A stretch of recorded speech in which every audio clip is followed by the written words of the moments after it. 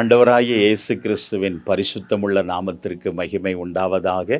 இந்த நிகழ்ச்சியை பார்த்து கொண்டிருக்கிற உங்கள் யாவருக்கும் பெதஸ்தா ஜெப ஐக்கியத்தின் சார்பாக அன்போடு வாழ்த்துக்களை தெரிவிப்பதில் நாங்கள் மிகுந்த மகிழ்ச்சி அடைகிறோம். இந்த நாளிலும் ஏசாயா தீர்க்கதரிசியின் புஸ்தகம் 59வது அதிகாரம் 1ஆம் வசனத்தை நான் வாசித்து பார்க்கும் பொழுது, இதோ ரட்சிக்க கூடாதபடிக்கு கர்த்தருடைய கை குறுகி போகவும் இல்லை, கேட்கக்கூடாதபடிக்கு அவருடைய செவி மந்தமாகவும் இல்லை என்று வேதம் நமக்கு தெளிவாய் போதிக்கிறதாம். நம்மை ரட்சிக்க கூடாதபடிக்கு ஆண்டருடைய கரம் குறுகி போகவில்லையாம்.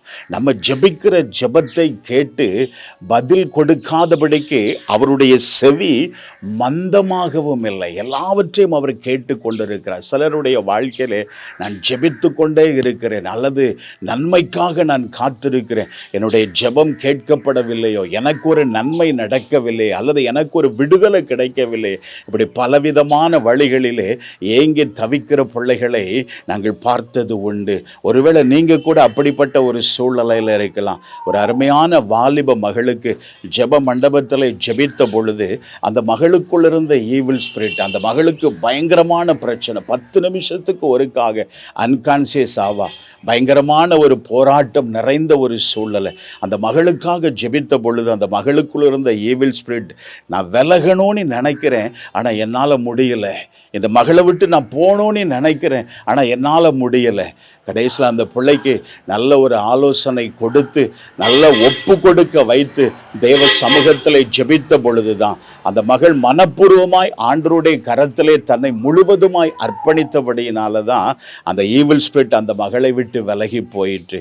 அதற்கு பிற்பாடு அந்த மகளுக்கு எந்த ஒரு ப்ராப்ளம் இல்லாதபடிக்கு நல்ல நான் ஆண்டவருக்கு சாட்சியாய் வாழுவேன் என்று சொல்லி நல்ல ஒரு புது பலனோட மனமகிழ்ச்சியோடு அந்த மகள் வாழ்ந்து கொண்டிருக்கிறாள். அதே போல நம்முடைய உள்ளத்தில் சில காரியங்கள், வேண்டாத காரியங்களை நாம் உள்ளத்தில் வைத்து கொண்டு தேவ சமூகத்திலே ஜெபிக்கும் பொழுது நிச்சயமாய் அவருடைய கரம் நம்மை ரட்சிக்க முடியாது.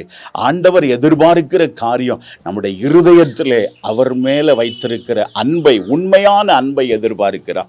நம்முடைய இருதயம் முழு நிச்சயமாய் அவரை நம்பி நம்முடைய காரியத்தை அவருடைய கரத்தில் கொடுக்கும் பொழுது ரட்சிப்பு கர்த்தருடையது என்ற வார்த்தையின்படி ஆமென், கர்த்தர் நம்முடைய காரியத்தில் ரட்சிப்பை கட்டளையிட்டு நம்முடைய ஜெபத்திற்கு உடனே பதில் கொடுப்பதற்கு அவர் உண்மையும் நீதியும் உள்ளவராயிருக்கிறார். ஜெபிப்போமா? எங்கள் அன்பின் ஆண்டவரே, இந்த வார்த்தையை கேட்டுக்கொண்டிருக்கிற அன்பு பிள்ளைகளுக்காய் ஜெபிக்கிறோம்.